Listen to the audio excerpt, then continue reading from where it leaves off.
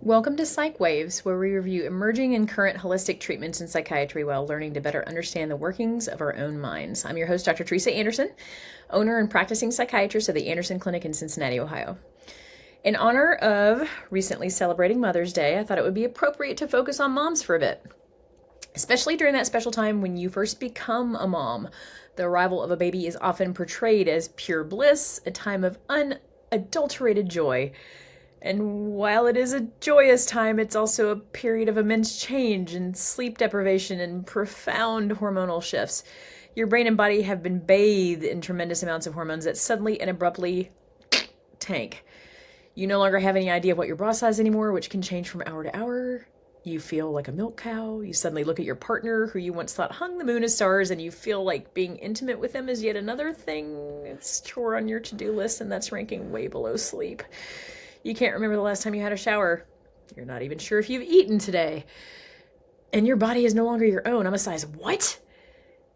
Suddenly you're supposed to know what to do with another human that you can barely communicate with you, and it needs to do the default cry and scream. It's no wonder that a significant number of folks feel like this is a time of whirlwind of change, excitement, fear, and overwhelm.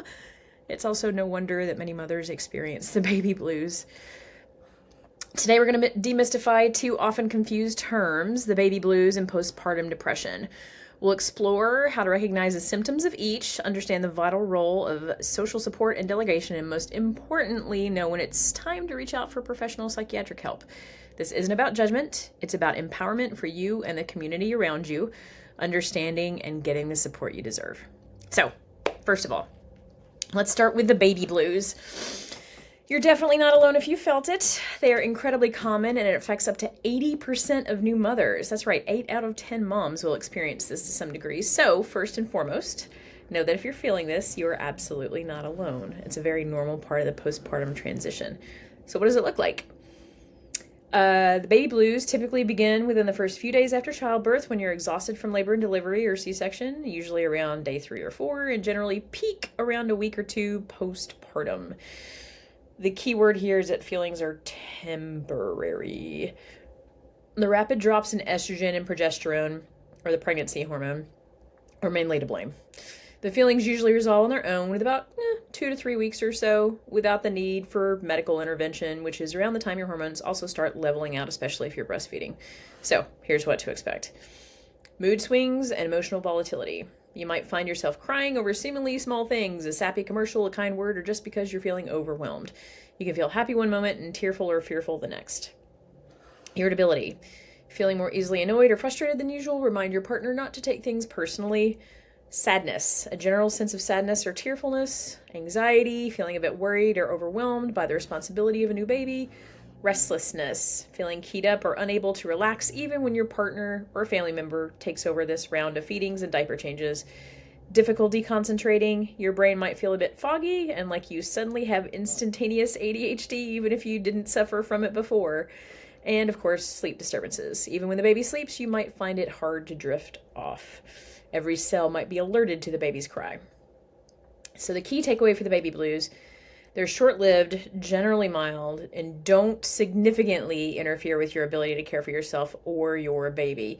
You'll still likely feel joy and connection with your baby, even amidst the tears and the fears, but you're still experiencing the roller coaster ride that is new motherhood. How do we know when it's the baby blues, which resolves on its own, versus when we should actively seek professional help and treatment? Well, postpartum depression, or PPD, is a clinical mood disorder that requires attention and often professional help. And unlike the baby blues, postpartum depression is not temporary. It can significantly impact a mother's well-being, her ability to function not only as a mother, but can also inhibit growth, connection, and bonding to her infant. PPD affects about 1 in 7 new mothers, if the research is to be believed, and it can begin anytime in the first year after childbirth, not just immediately after, like the baby blues.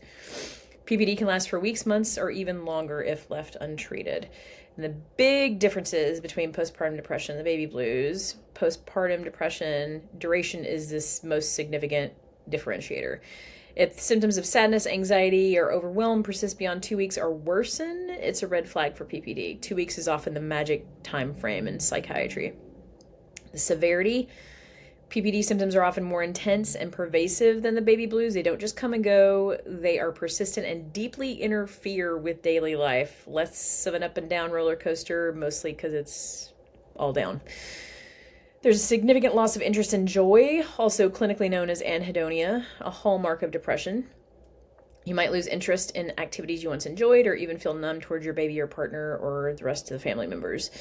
You may feel indifferent to your baby crying or your partner trying to talk to you. You may space out or numb out instead of engaging in relationships. Enter the doom scrolling period. There's lots of intense sadness and emptiness, a profound empty feeling, a profound sad feeling, often accompanied by feelings of hopelessness. There's often irritability and anger.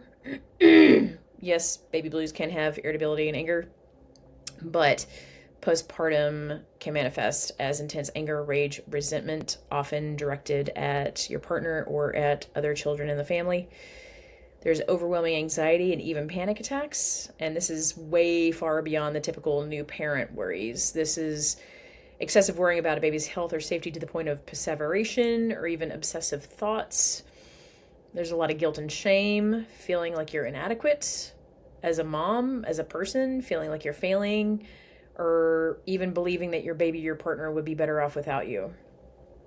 Feelings of hopelessness and worthlessness. There's a sense of despair and foreboding about the future, feeling like you're a burden or things couldn't possibly get better. You have difficulty bonding with the baby.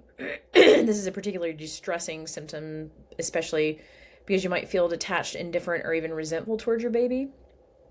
Instead of bonding with a baby, instead of having good eye contact with a baby, instead of having skin-to-skin contact with a baby, you just don't want any part of it. And often that can lead to immense guilt feelings. There's significant sleep disturbances beyond just waking to feed or change the baby. You might have insomnia even when the baby sleeps, or conversely want to sleep all the time just to escape some of the pressures and responsibilities. There are lots of appetite changes. There can be significant weight loss or gain, loss of appetite or overeating outside of just needing to maintain the extra calories for milk production, for instance. Fatigue, exhaustion that doesn't improve even with rest, and worst case scenario, thoughts of self-harm or harming the baby. This is a medical emergency. If you or someone you know experiences thoughts of wanting to harm themselves or harm their baby, seek immediate help. You can call 911, the National Suicide Prevention Line 988, or go to your nearest emergency room. So, who is more likely to develop postpartum depression? You know, hormonal shifts obviously play a role, but PPD is influenced by a lot of complex factors. One is biological. Do you have a parent, grandparent, first-degree relative who has a personal history of depression, anxiety, thyroid dysfunction, bipolar disorder? All of those things can play a part and make you more prone to postpartum. Psychological, obviously, perfectionism, high expectations or unrealistic ideals of motherhood. Stay off social media during this time. Also, if you have a personal history of depression, anxiety, PTSD, or bipolar, you are far more likely to get PPD as well. Social interactions play a part. If you don't have a lot of social support, if there's relationship conflict with you and your partner or you and a family member, if there's financial stress, if there's isolation, if there's a history of previous trauma, especially sexual, that would play a part in developing postpartum depression. And of course, situational. Some folks have a very difficult birth experience, or they have a premature baby with a lot of medical needs, or they wind up in the NICU for days, weeks, months on end, or their breastfeeding challenges, and that adds a lot of stress to the mix too. So the important question to know is when to seek help from someone like myself. This is probably the most critical part of the discussion. Social support is vital, and there are times when it's just simply not enough. Even if you're doing all the right things, professional psychiatric help could be necessary. If you are experiencing, or someone you love is experiencing, what sounds like postpartum depression, reaching out to a psychiatrist or mental health professional specializing in perinatal mental health is a sign of incredible strength, not weakness.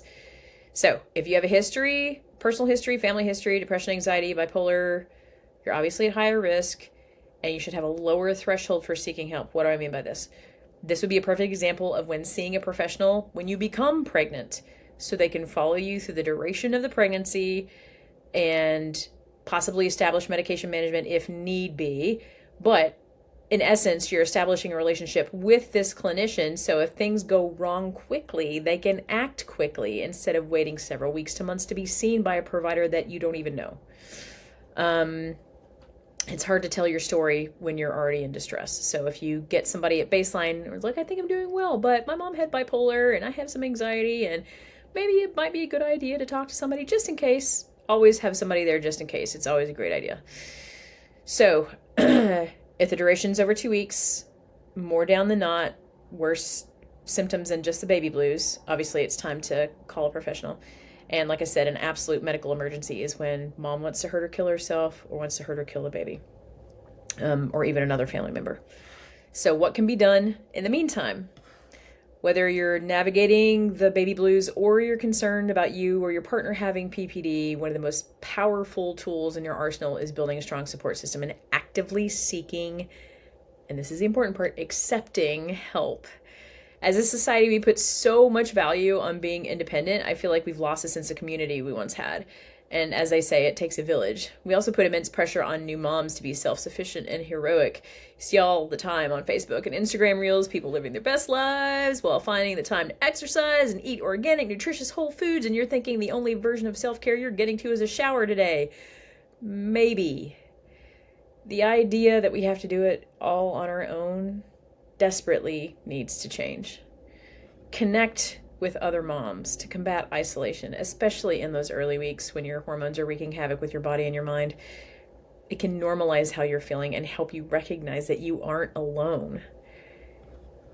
Delegate, delegate, delegate. It's not about asking for help. It's assigning tasks. Can you watch the baby for an hour while I shower? Can you pick up the groceries? Can you handle dinner tonight? Partners, grandparents, friends, be specific about what you need. And this is the important part, accepting the help.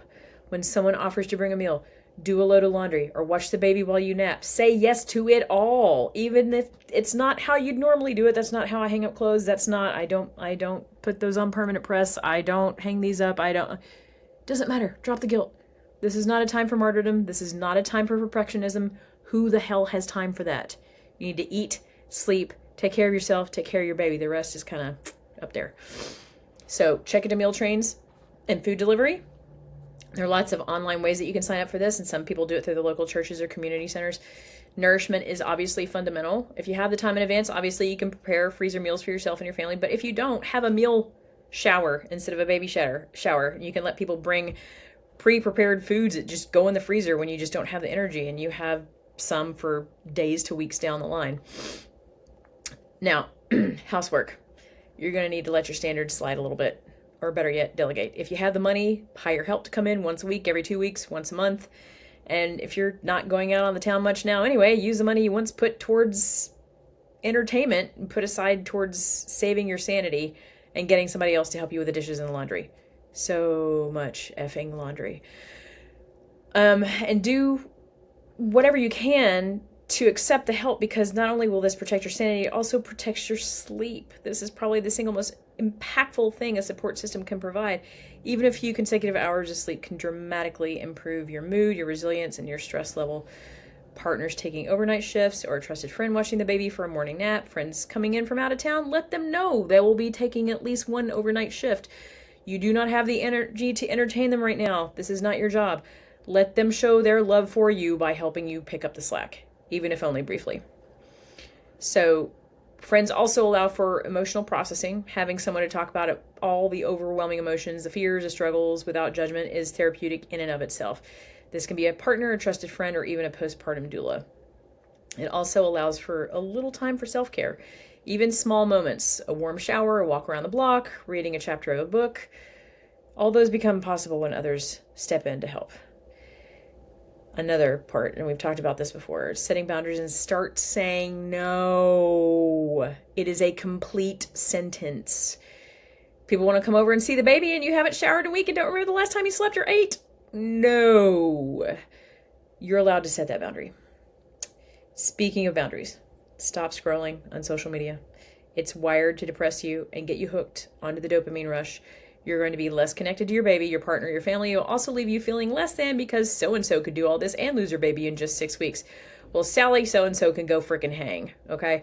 Don't let social media screw with your well-being. Put it down, read or listen to a book or meditation, or just be silent and take a nap. You likely need one. And to partners, family, and friends listening, don't just ask, how can I help? Often overwhelmed new mothers don't even know what they need or feel too guilty to ask. Instead, offer specific help. Hey, I'm coming over with dinner on Tuesday. Can I take the baby for an hour so you can shower? Hey, let me load the dishwasher. Be proactive. And don't take it personally if they say no, or if they're irritable with you. They just brought a new human into the world. Give them a little grace, okay? What kind of help can a psychiatrist provide? Well, we can provide comprehensive mental health care tailored to the individual. First of all, is diagnosis and assessment. What are we dealing with here? Is it baby blues? Is it postpartum depression? Is it something more serious? Is it a health issue, low thyroid, that we need to consider?